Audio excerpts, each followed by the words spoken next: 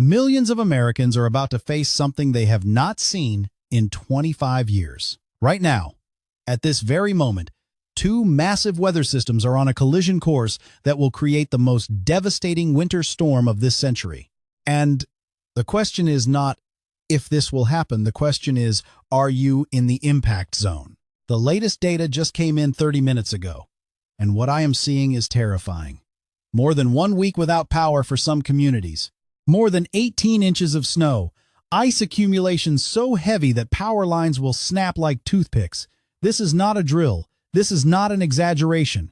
And if you are wondering whether this storm will affect your area, keep watching, because in the next 20 seconds, I will show you exactly which states are in the bullseye. Winter storm watches have been issued from Arizona to Virginia. Let that sink in. Arizona to Virginia. That is 2,000 miles of potential disaster. Charlotte, North Carolina. All of upstate South Carolina. The entire state of Tennessee. The entire state of Kentucky.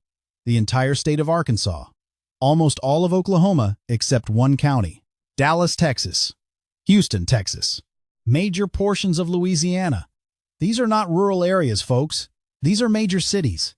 We are talking about millions of people, and the clock is ticking. But here is what you need to know right now, in the next 10 seconds. The National Weather Service has done something unprecedented. They have sent hurricane hunters, actual hurricane hunters, to investigate this storm system. When was the last time you heard of hurricane hunters flying into a winter storm? Never, because it has never happened before. This tells you everything you need to know about how seriously meteorologists are taking this event. So what makes this storm different? Why are we calling it historic? Stay with me for the next 60 seconds and I will break down exactly what is happening in the atmosphere right now and why this combination of factors has not occurred since the year 2000. Here's the setup. We have two jet streams, two rivers of air in the sky, and they are about to crash into each other. The first one is called the subtropical jet. This is coming up from the south, carrying moisture, carrying warmth, carrying tropical energy. The second one is the polar jet, diving down from Canada, bringing Arctic air so cold that it will freeze everything in its path. When these two meet, the clash will be explosive. Now, you might be thinking, jet streams meet all the time. What is the big deal? Here is the big deal. It is not just about these two jets meeting. It is about where they meet, when they meet, and what happens when all that moisture slams into all that cold air. Right now, there is a major low-pressure system moving through California. This system is going to track across the southern United States, gathering moisture from the Gulf of Mexico. At the same time, that Arctic air is going to pour down from the north. And somewhere between Texas and Virginia, these two forces are going to collide. The result? A weather bomb. That is not a technical term, but it describes what is about to happen. Imagine taking all the moisture from the Gulf, all the cold from the Arctic, and compressing it into one storm system. The atmosphere does not know what to do with that much energy, so it releases it in the form of snow, ice, sleet, and freezing rain. And depending on where you live, you could see all four types of precipitation in the same storm. But here is the million-dollar question, and this is what everyone wants to know. Will I get snow, or will I get ice? Because let me tell you something critical right now. If you are hoping for snow, you might want to reconsider. Snow is pretty. Snow is fun. Kids play in snow. But ice? Ice is a disaster. You cannot play in ice. You cannot drive in ice. All you can do is sit in your house, without power, without heat, and wait for it to melt.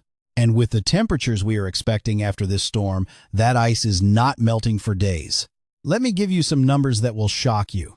If you live in Charlotte, North Carolina, upstate South Carolina, southern Arkansas, northern Louisiana, Dallas, or Fort Worth, you are looking at the potential for more than 1 inch of ice accumulation. 1 inch might not sound like much, but let me put this in perspective. 1/4 inch of ice is enough to bring down small branches. 1/2 inch of ice will bring down power lines, 1 inch of ice will snap utility poles in half, and we are potentially looking at more than 1 inch in some areas. Think about what that means. No power, no heat, no way to cook food, no way to charge your phone, and this is not going to last for a few hours.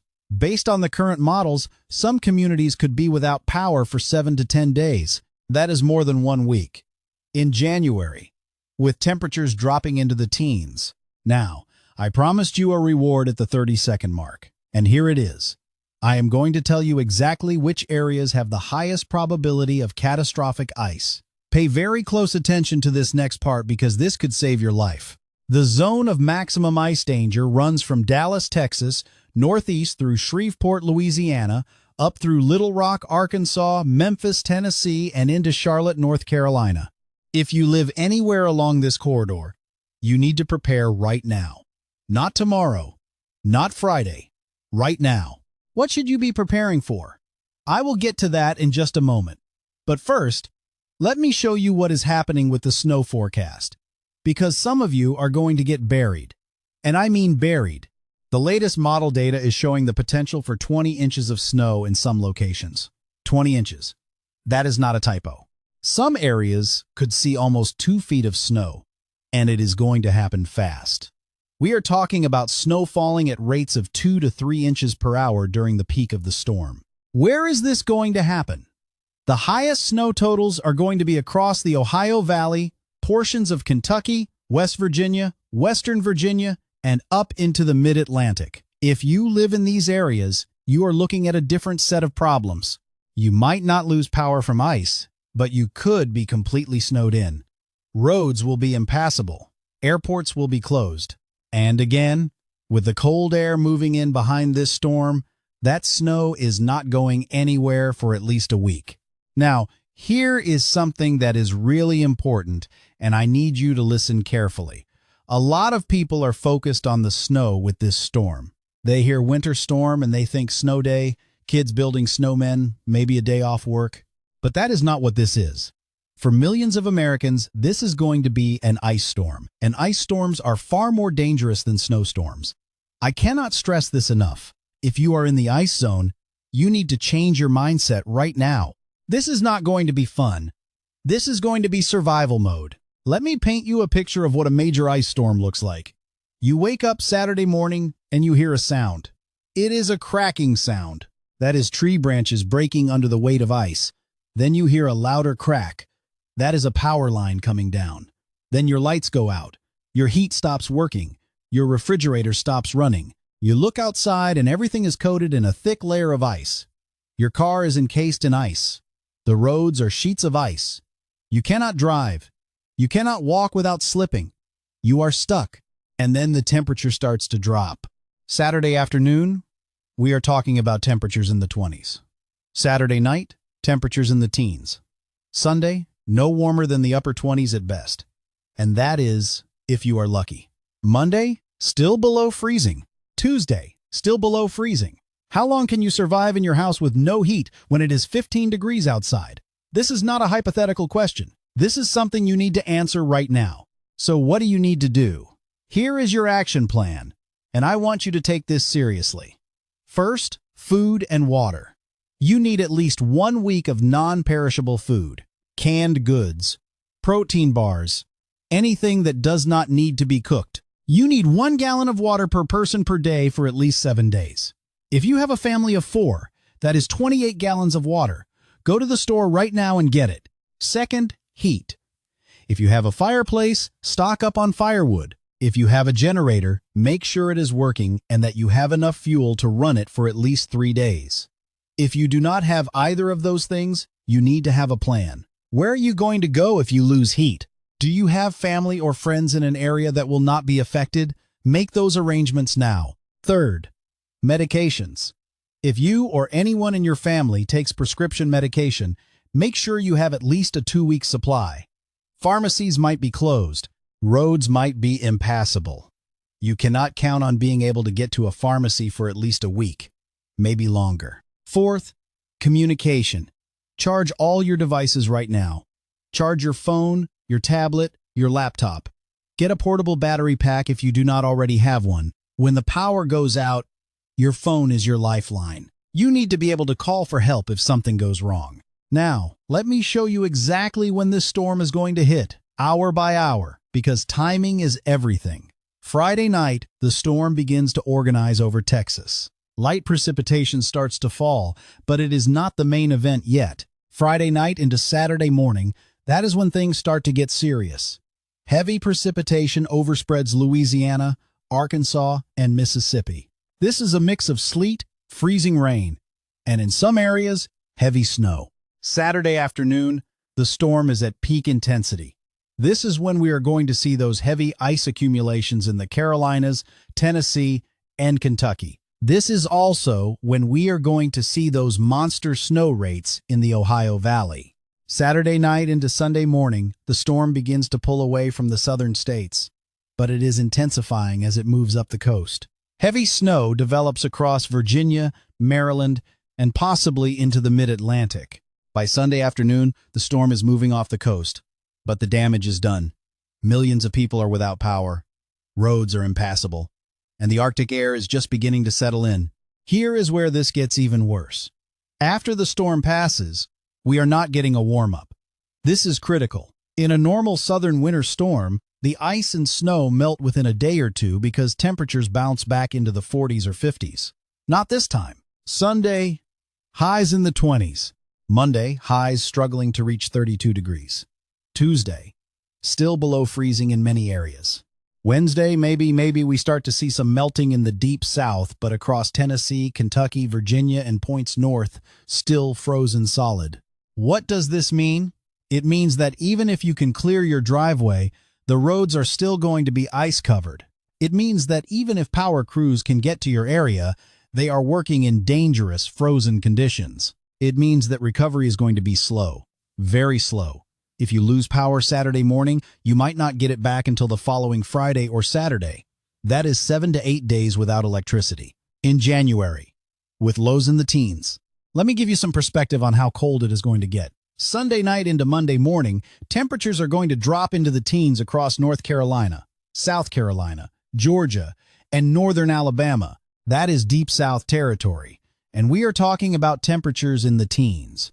Further north, across Tennessee and Kentucky, we are looking at single-digit temperatures. Monday morning, some areas could wake up to temperatures near 0 degrees.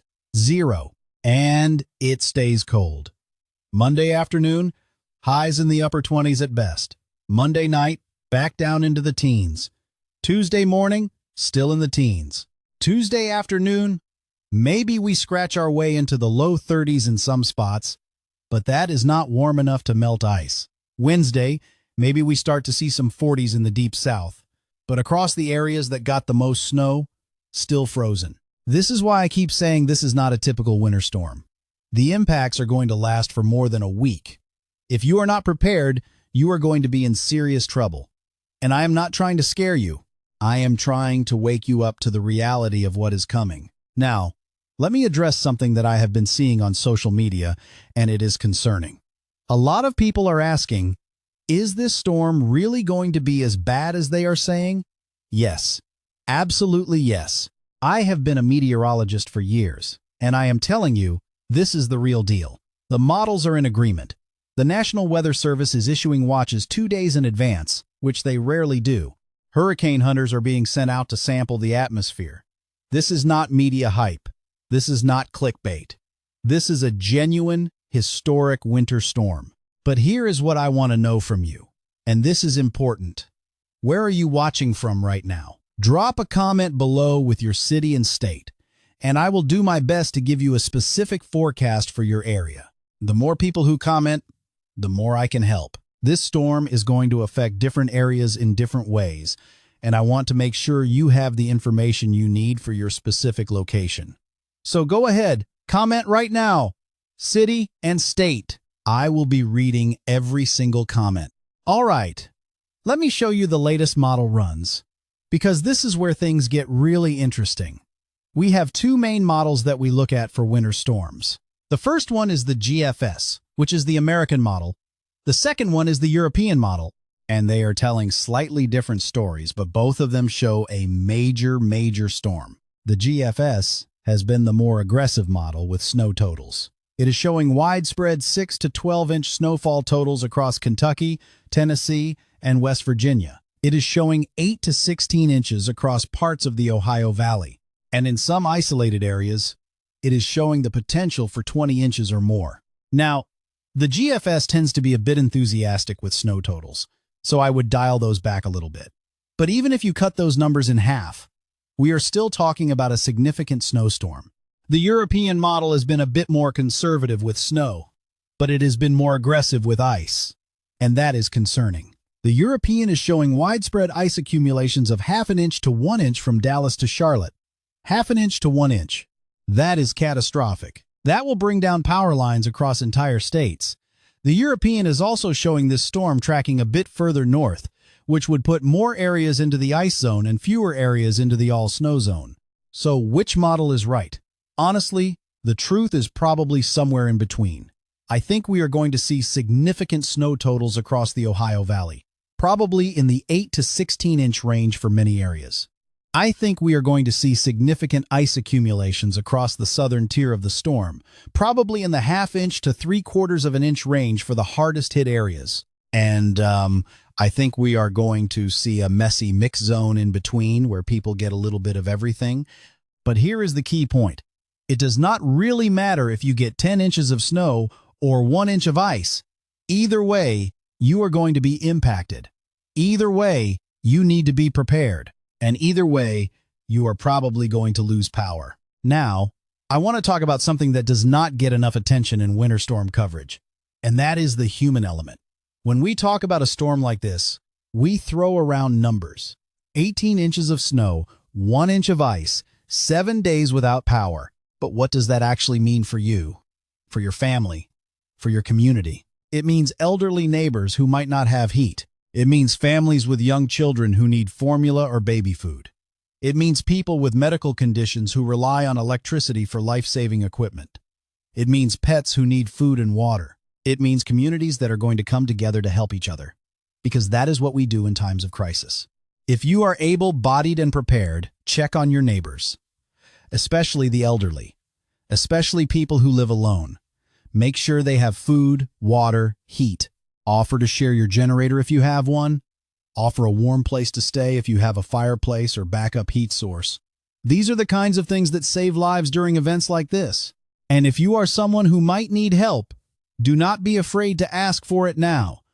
Before the storm hits, call your family, call your friends, call your local emergency management office. Make a plan. Do not wait until Saturday morning when the ice is already falling and the roads are already impassable. All right, we are getting close to the end here, but I have some final critical information that you need to hear. This is the stuff that could literally save your life, so pay close attention for the next 90 seconds. If you lose power during this storm, your biggest danger is not the cold outside. Your biggest danger is the things you might do to stay warm inside. Every single winter storm, people die from carbon monoxide poisoning because they bring grills, generators, or other fuel-burning devices inside their homes. Do not do this. I do not care how cold you are. Do not bring a grill inside. Do not bring a generator inside. Do not run a car in your garage to stay warm. These things produce carbon monoxide, which is an invisible, odorless gas that will kill you. If you have to run a generator, keep it at least 20 feet away from your house. If you have a fireplace, make sure your chimney is clear before you use it. If you do not have heat, layer up with blankets, wear multiple layers of clothing, and stay in one room with your family to conserve body heat. Second critical point. Do not travel during this storm unless it is an absolute emergency. I know some of you are going to think, I have a 4-wheel drive truck, I can handle it. No, you cannot. 4-wheel drive helps you go. It does not help you stop. And on ice, nothing helps you stop.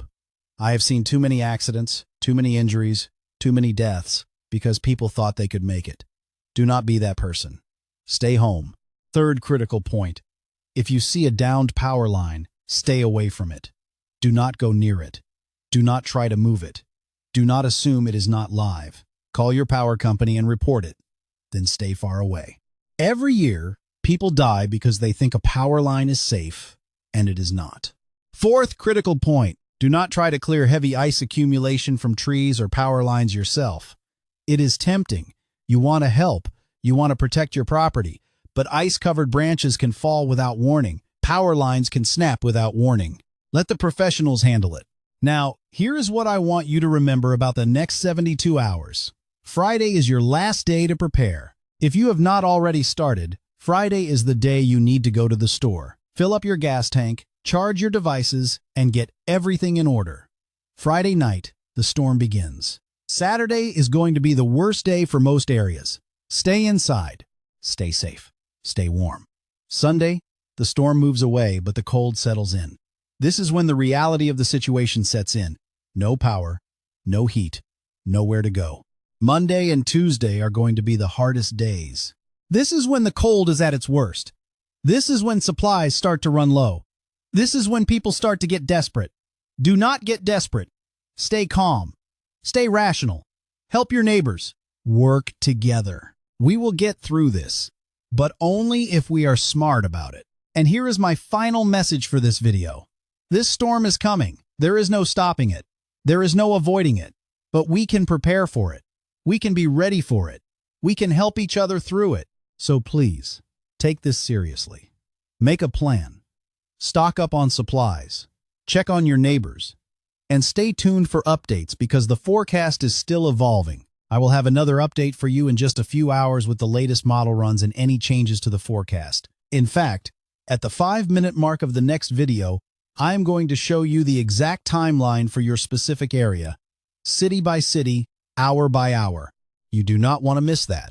So make sure you are following along and drop that comment below with your location so I can give you personalized information. Remember, the biggest impacts from this storm are going to come from ice, not snow. Do not tunnel vision on the snow totals. Think about the ice. Think about the power outages. Think about the cold. That is where the real danger is. And one more time, drop a comment with where you are watching from. I want to hear from everyone who is in the path of this storm. Let me know your location, and I will do my best to give you specific information for your area. The more comments we get, the more I can help. So go ahead, comment right now. This is the most important winter storm of the last 25 years. Do not underestimate it. Do not ignore it. Prepare now, stay safe, and I will see you in the next update with even more critical information. Stay warm, stay safe, and stay prepared.